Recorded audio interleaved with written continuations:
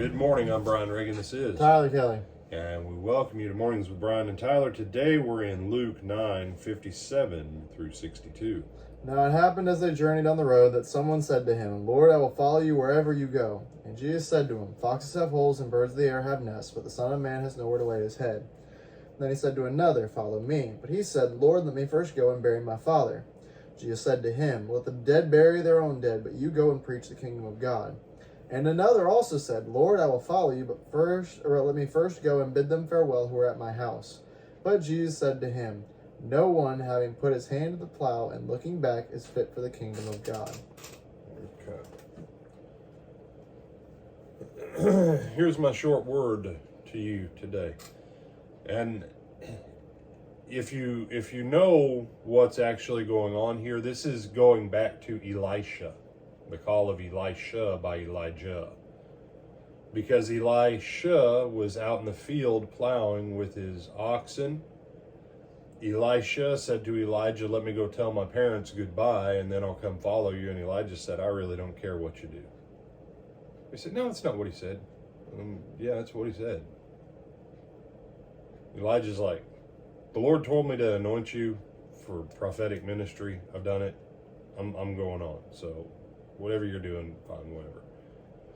So the question of discipleship here, and this is where this kind of looks forward to the Mount of Transfiguration. What? Elijah's there.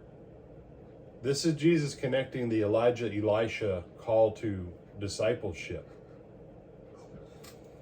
Because he says what?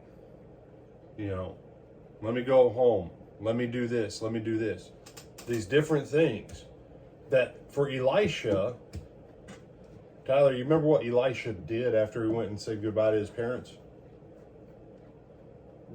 Was there the sacrifice, or did he just immediately follow? Yeah. He sacrificed his oxen, took all the farm stuff that was his, made it into a fire, cooked the oxen. And the stuff. And he made the fire out of, the wood. That's what I meant, yeah. And then he invited all the neighbors and said, Y'all need to come and eat because I can't eat all this by myself. He shifted his hand from the plow in the field to the plow of the kingdom of God, and he did it in such a way that what? And there's no going back. And so that's what Jesus, that if you've missed that this right here is connected back to that. Now to the Jews who were hearing it, they didn't miss it. They didn't miss this connection. Jesus is calling for the equal kind of can't go back, like what Elisha did when Elijah called him. Because when Elisha said, I'm just going to go tell my parents, hey, I'm going off on the ministry of God. So when you look out the field and I'm not there, you'll know why I'm not there.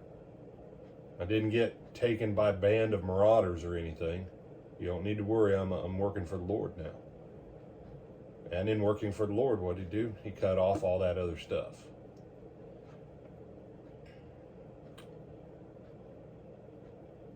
For most of us, it starts with stuff as simple as birthday parties, high school sports activities, college games, going to the lake or going to the beach. And saying, well, I couldn't attend the worship of God, even though there was a congregation within 3 miles of where I was. It's time to up our commitment. And if we're not going to up our commitment, then let's just quit complaining because the church doesn't thrive and grow like it should. And get off of everybody else's back who is trying to do the work because it's not going like it should.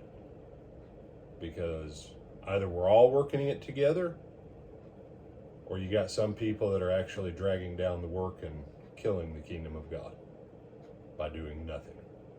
So, commit. Anything else, my brother? No, sir. With Adam Brian Reagan, this is Tyler Kelly. We bid you good day. Tyler, when do we hope to see him again? 7 o'clock at the Lake Butler Church of Christ in Lake Butler, Florida this evening for our Wednesday night series on 1 John. Tonight, Brother Greg Edwards, one of our deacons, will be presenting that class. Till then.